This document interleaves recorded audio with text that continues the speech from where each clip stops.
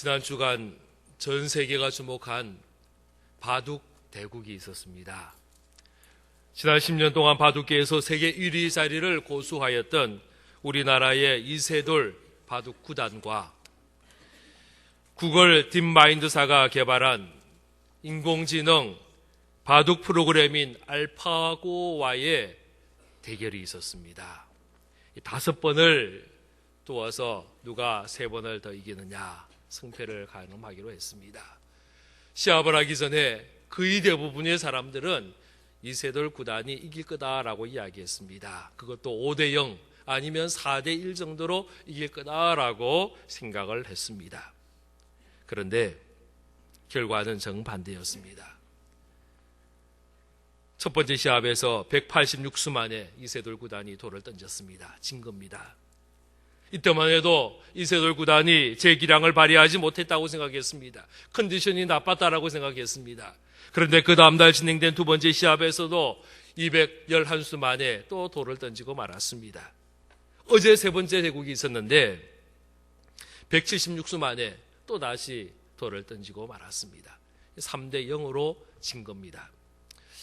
앞으로 2번 더 대국을 진행한다라고 이야기하는데 지금 바라기는 2번 중에 2번 다 이기기를 기대합니다.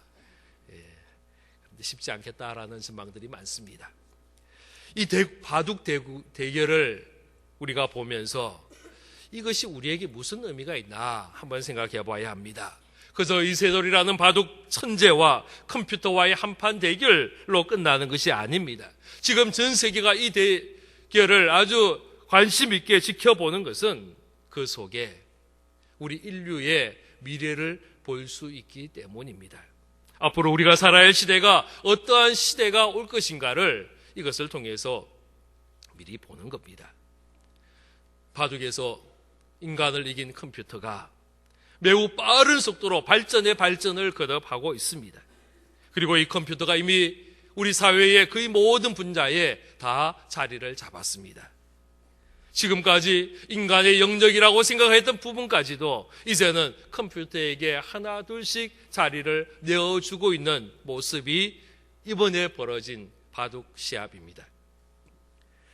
이미 우리의 자녀들은 컴퓨터 세대가 되었습니다. 초등학생들이요 컴퓨터 프로그램을 만들고 있습니다. 5살 난 아이가요 컴퓨터를 능수능란하게 다룹니다. 제가 개인 컴퓨터를 처음 제 손에 가진 것이 대학을 졸업한 다음에 신학교를 가서 컴퓨터를 소유를 했습니다. 그때 신학교 안에 학생들 가운데 컴퓨터 3대가 있었는데 그 중에 한 대가 제 거였어요. 제가 굉장히 빠른 컴퓨터를 가졌습니다. 제 친구 전도사님들이 제 방에 와서 제 책상 위에 있는 컴퓨터를 보면요 눈이 휘둥그레졌습니다. 아주 신기하게 쳐다봤습니다. 그리고요 혹시나 망가뜨릴까 봐 감히 손도 대지 못하는 이것이 컴퓨터였습니다. 그런데 요즘은요 5살 아이가요 컴퓨터를 마음껏 켜고 끄고요 마음껏 그 컴퓨터를 가지고 놀고 있는 그런 실정입니다. 그것만이 아니에요. 3살 낸 아이는요 엄마 핸드폰 받아가지고요 그 핸드폰 속에 수많은 화면 중에서 자기가 원하는 게임 프로그램을 실행을 시키고요 그걸 가지고 노는 시대예요. 요즘 아이들이 제일 먼저 태어나가지고 제일 먼저 하는 게 엄마 아빠가 아니랍니다. 손을 오므렸다가 폈다 이거 먼저 한대요. 이 시대를 우리가 살아가는 겁니다. 앞으로 10년 후에 20년 후에 이 세상이 어떻게 바뀌어 있을지 상상하는 것조차 겁이 나는 시대입니다. 아마 수많은 직업들이 새로 생겨나기도 하겠지만은 또 수많은 직업들이 없어지고 말 것입니다. 점점 인간적인 것들이 사라지고 그 자리를 기계가 대신 차지하게 될 것입니다. 이러한 시대에 우리가 우리의 자녀들에게 무엇을 말해야 할 것이냐라는 겁니다. 인간보다 기계가 더 익숙해져야 할 우리의 자녀들에게 우리가 무엇을 남겨줘야 할 것이냐라는 것입니다. 기계가 대신하지 못하는 그 무언가를 우리는 자녀들에게 남겨야 할 텐데 바로 그것이 오늘을 살아가는 우리 모두의 숙제가 될 것입니다. 이 세대는 너무나도 빠르게 움직입니다. 너무나도 빠르게 변화되어 갑니다.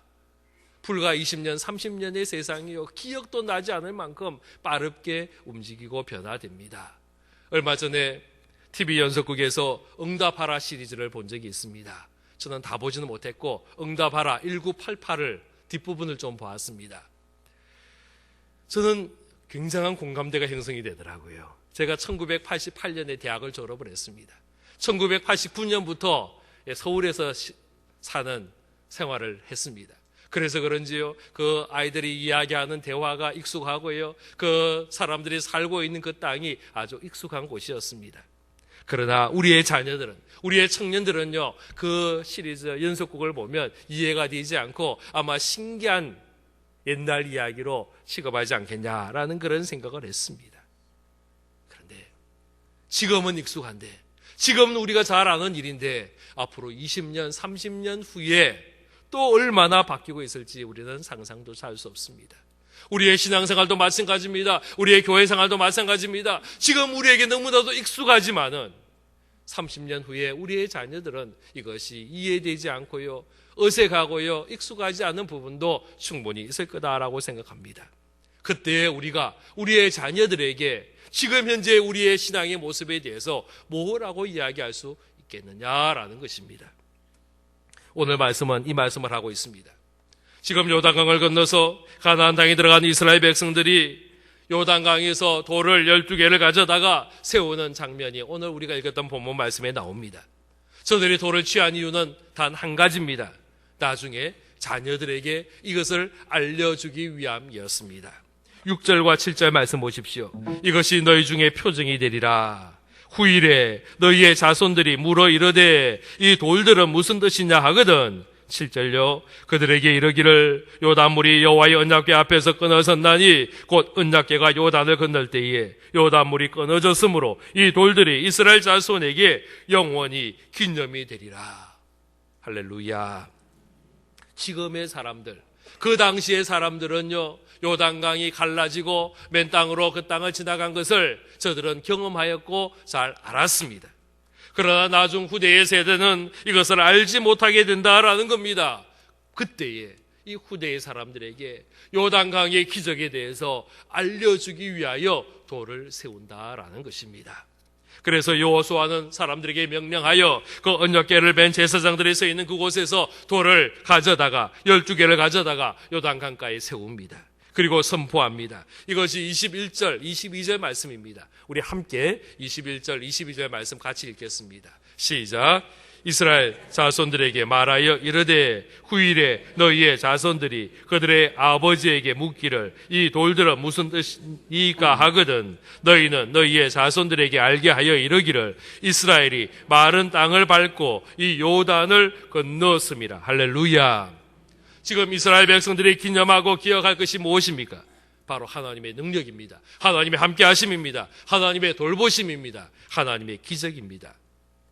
지금 이스라엘 백성들이요, 출애굽을 한 지가 40년이 지났습니다. 처음 애굽을 나왔던 1세대의 그 모든 이스라엘 사람들은 다 광야에서 죽었습니다. 그리고 그동안 그들을 인도하였던 모세 역시 죽었습니다. 이제 여호수아가 민족의 지도자가 되었습니다. 그리고 그 다음 세대를 이끌고 하나님의 약속의 땅 가나안 땅을 향하여 들어가는 겁니다. 그때에 그들 앞에 놓여 있는 가장 큰 장애물, 첫 번째 장애물이 뭐냐? 바로 요단 강물이었습니다. 성지순례를 가면, 그 요단강을 가면 사람들이 깜짝 놀랍니다. 이유는 그 요단강이 우리가 상상했던 큰 강이 아니고 개울가이기 때문입니다. 너무나도 적고 보잘것없는 그 요단강을 보며 깜짝 놀랍니다. 아이고, 이 정도쯤이야 그냥 팔짝 뛰어넘어도 뛰어넘겠다. 뭘 하나님이 강물을 말려가지고 갈라지게 하셔. 그냥 폴짝 뛰면 되지. 그런 생각이 들 정도로 겨울과 같은 그런 강물줄기가 있습니다. 그런데 3000여 년 전에 요단강은 그렇지 않았습니다. 고고학자들의 이야기에 따르면 그때의 강폭은 30m 이상의 넓은 강이었다라고 이야기를 합니다. 강이 범람할 때에, 이 언덕까지 차오를 때에는 1600m 이상의 넓은 강이 그 요단강 주위로 흘러내려가는 겁니다. 수심도 굉장히 깊었습니다. 그리고 그 강물이 흘러가는 속도도 굉장히 빨랐다라고 이야기를 합니다.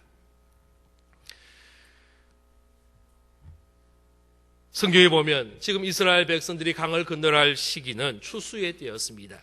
여호수아 3장 15절 말씀해 보면 이 요단강에 곡식을 거두는 그 시기에는요, 항상 언덕에 물이 넘쳐나는 때였다라고 말씀하고 있습니다. 시기적으로 강을 건너기가 어려운 때였습니다. 이스라엘 백성들은 지난 40년 동안 광야 생활을 하였습니다.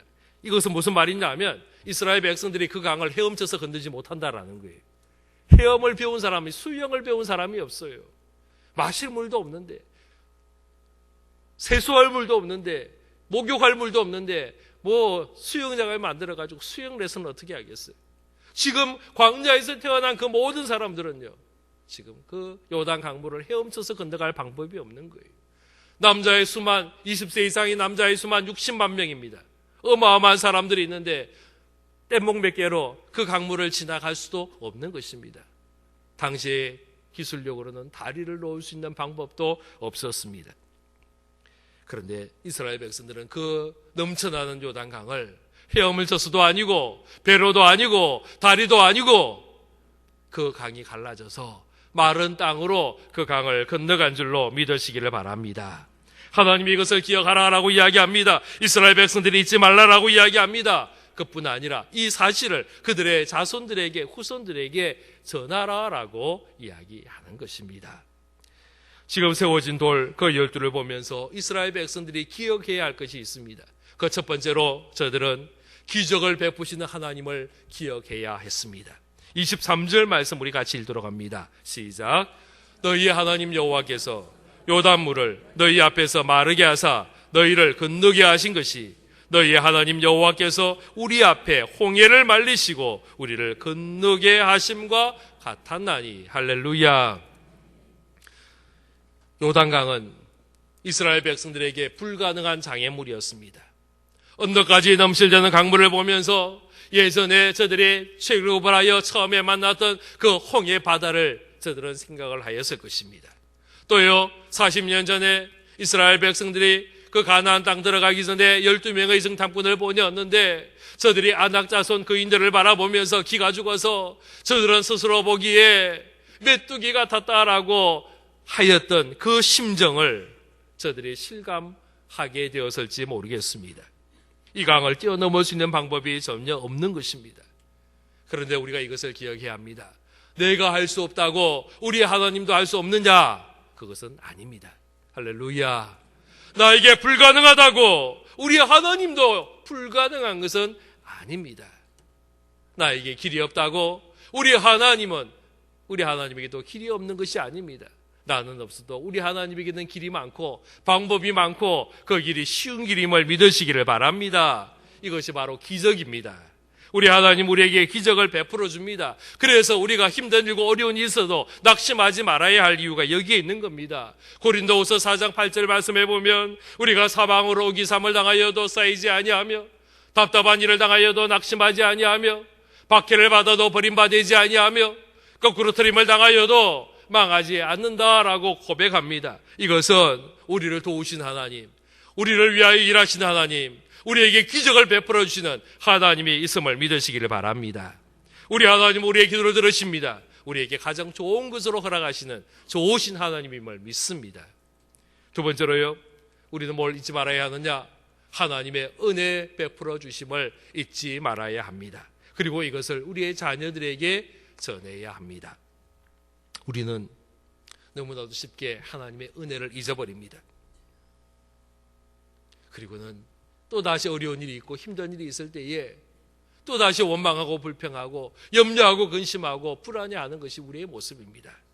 하나님은 지금 이스라엘 백성들에게 그 돌 12개를 세우게 하시면서 기억하라라고 말씀합니다. 왜 기억합니까? 그 요단 강물이 갈라진 그 기적이 그 한 번으로 끝나는 것이 아니다라는 거예요. 그 다음에 여리고에서 또 기적이 일어나고요. 또 그 다음에 또 기적이 일어나고요. 계속해서 하나님의 능력과 하나님의 기적과 하나님의 베푸시는 은혜가 계속해서 이어지기 때문입니다. 그래서 기억하라는 거예요. 잊지 말라라는 거예요.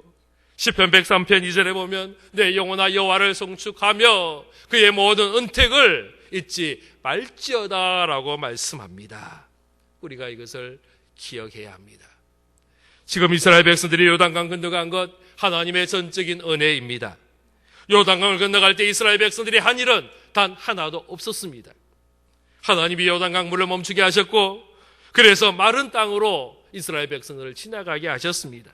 이스라엘 백성들은 더 이상 수영을 배울 필요도 없었습니다. 배를 만들 필요도 없었습니다. 다리를 만들 필요도 없었습니다.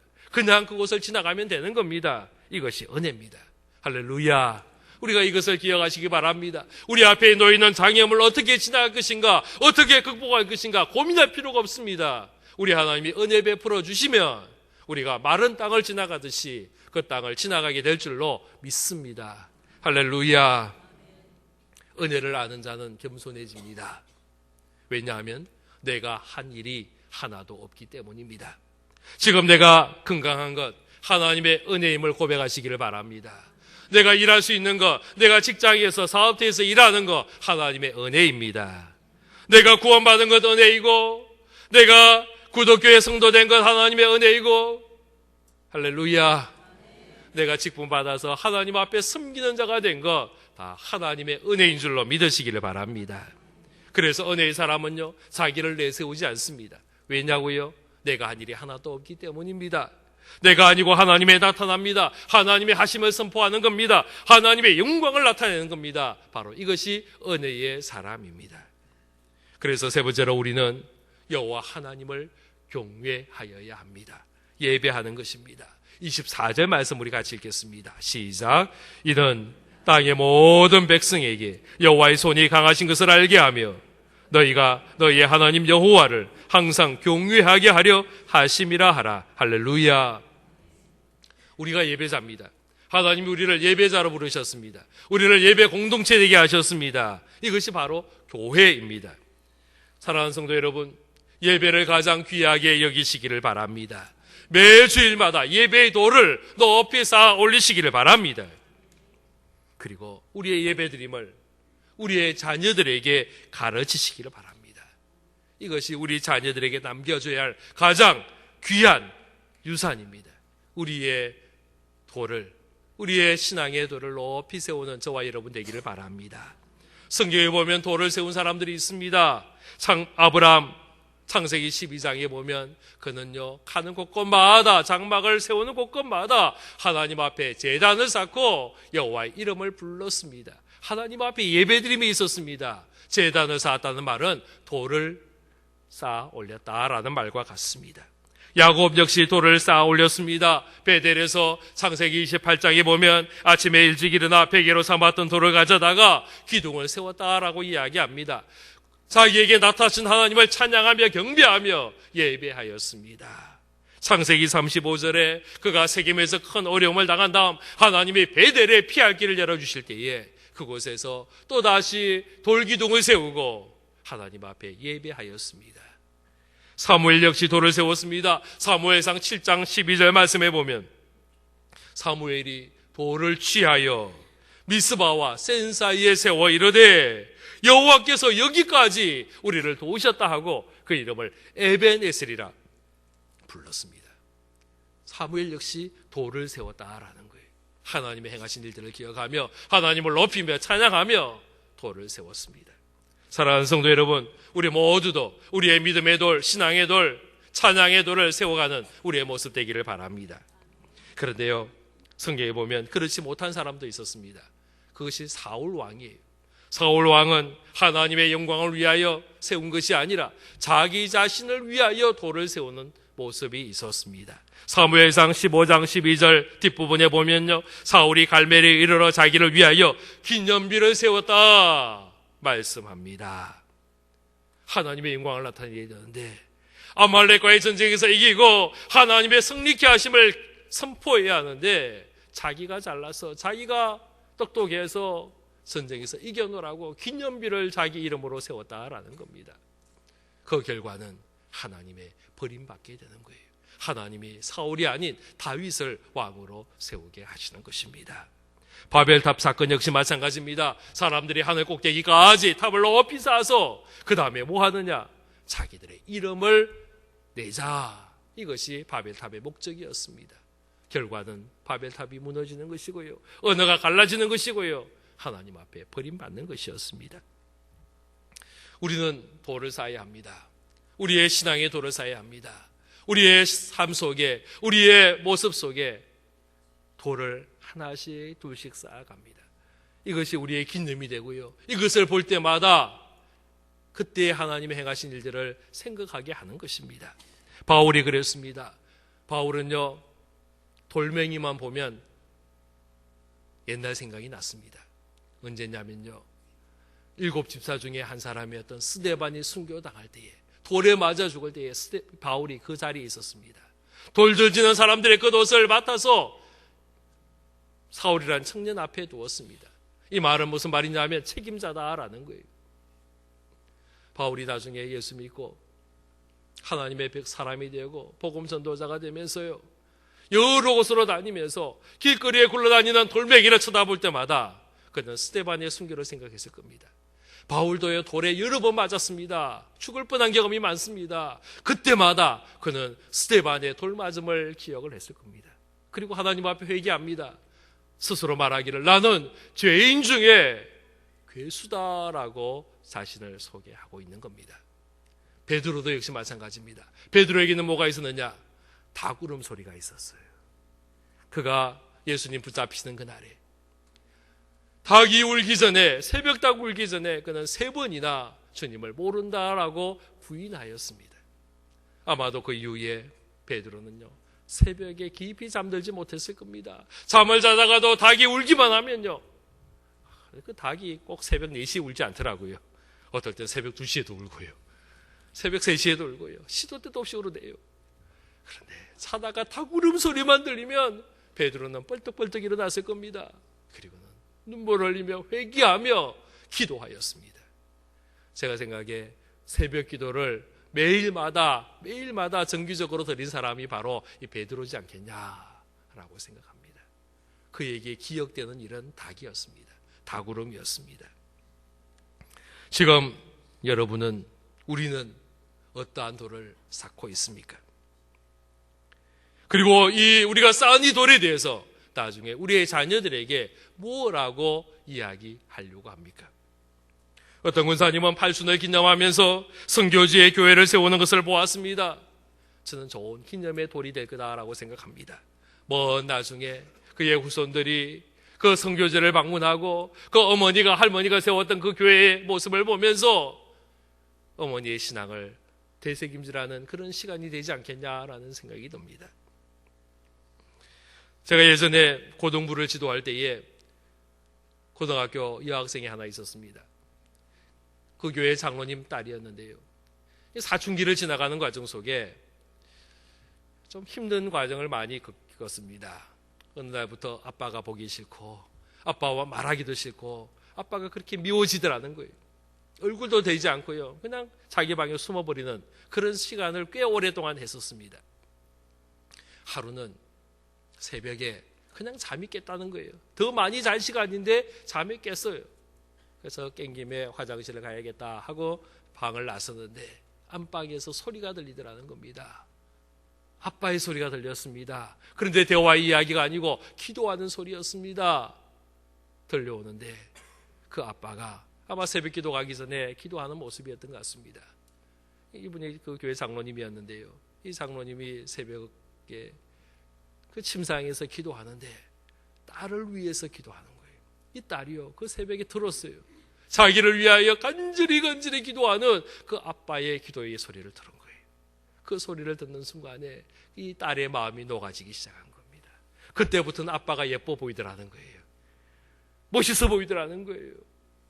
그리고는 그 다음부터 아침에 눈 뜰 때마다 그에게는 자기를 위하여 기도하는 아빠의 소리가, 기도 소리가 들려오기 시작했고요. 그 이후에 힘든 일이 있을 때마다, 어려운 일이 있을 때마다 그 아빠의 기도를 생각을 하는 거예요. 얼마 전에 저희 교회 한번 왔었어요. 자녀 둘을 데리고 저를 찾아왔더라고요. 그 이야기를 하면서 함께 옛날 생각한 적이 있습니다. 지금도 새벽에 그 아빠의 기도를 생각할 때마다 힘이 나고 용기가 된다라는 이야기를 하는 겁니다. 그 장로님에게는 이 새벽에 한 그 기도가 아주 놀라운 돌멩이가 되는 것입니다. 지난 1월에 우리 교육자들과 함께 서울에 있는 양화진에 있는 선교사 묘지를 방문한 적이 있었습니다. 이곳에는요, 우리나라에서 사역을 하다가 숨진 그리고 순교한 선교사님들 145명의 묘지가 그곳에 있습니다. 우리가 잘 아는 언더우드 아펜설러를 위시해서 또 숭실대학을 시작한 베어드 선교사, 여러 많은 선교사들이 그곳에 있습니다. 그곳에 있는 묘지를 보며 또 그 묘에 있는 묘비를 하나하나 보는 가운데 제 눈길을 사로잡은 묘비가 있었습니다. 그것은 바로 헐버트 선교사의 묘지였습니다. 헐버트 선교사는 고종 황제의 외교 고문이 되어서 일했습니다. 우리나라 독립을 위하여 참 수고 많이 했던 분입니다. 을사늑약으로 인하여 우리나라 외교권과 재정권을 일본에 빼앗기게 될 때에 황제의 특사로 미국 대통령을 만나러 갔던 분이 이분 헐버트 선교사입니다. 나중에요, 헤이그에 열렸던 만국 평화회담에 이준열사와 함께 그곳으로 가서 참여하기를 원했는데 결국은 그 안으로 들어가지 못하고 실패하기도 하였던 분입니다. 이분의 묘지에 다음과 같은 글귀가 적혀 있습니다. 나는 웨스트민스터 성당에 묻히기보다는 한국 땅에 묻히기를 원하노라 그랬습니다. 굉장한 감동을 주었습니다. 우리나라 사람이 아닌데도 이 땅의 누구보다도 한국을 사랑했던 사람, 우리나라를 위하여 수고하고 애썼던 선교사의 마음을 그 묘비를 통해서 알게 되었습니다.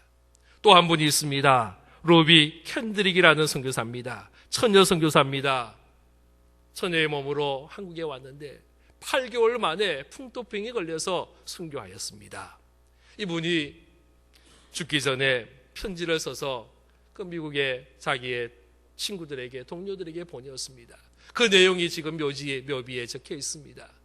내게 줄 수 있는 1000번의 생명이 있다면 나는 그 1000번의 삶을 한국을 위해 바치겠다. 할렐루야.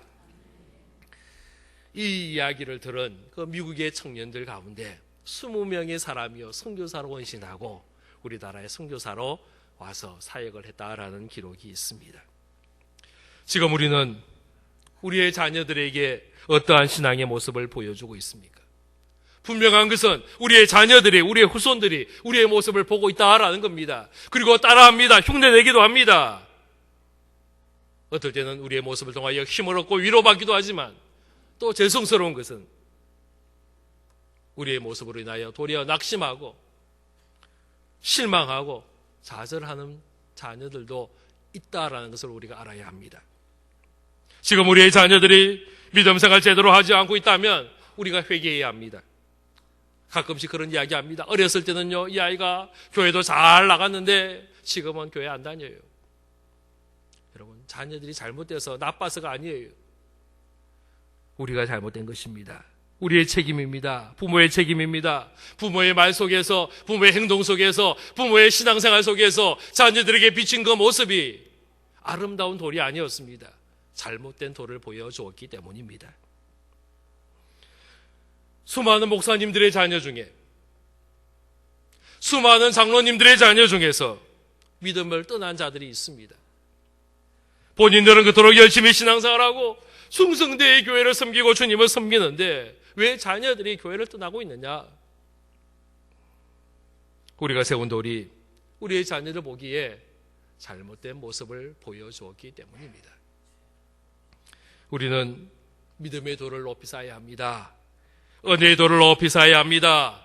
이것을 우리의 자녀들에게 보여줄 수 있을 때에 우리의 자녀들이 동일한 은혜에, 동일한 믿음 가운데 거하게 될 줄을 믿습니다.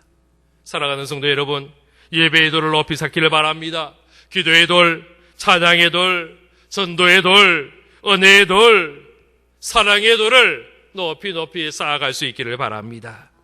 그리고 먼 훗날에 우리의 자녀를, 우리의 손주를, 아니요 우리의 정손을 우리의 품에 안고 우리가 지나왔던 이 세월 속에 쌓아올렸던 그 돌 하나하나를 우리의 자녀들에게, 후손들에게 전하고 간증할 수 있는 우리 모두가 되기를 주의 이름으로 축원합니다. 기도하겠습니다. 아버지 하나님, 요단강가에 하나님의 기적을 경험한 이스라엘 백성들이 돌 12개를 세우고 하나님의 그 행하신 일들을 기억하는 모습을 저희들이 묵상하였습니다. 아버지, 우리가 믿음 생활하며 신앙 생활하며 우리도 돌을 하나씩 쌓아갑니다. 주님, 원하기는 이 돌들이 다 하나님 보시기에 아름다운 모습 되기를 원합니다. 믿음의 돌, 은혜의 돌, 기도의 돌, 선도의 돌들을 높이 쌓아가는 우리의 모습이 될 수 있도록 허락하여 주옵소서. 예수 그리스도 이름으로 기도하옵나이다. 아멘.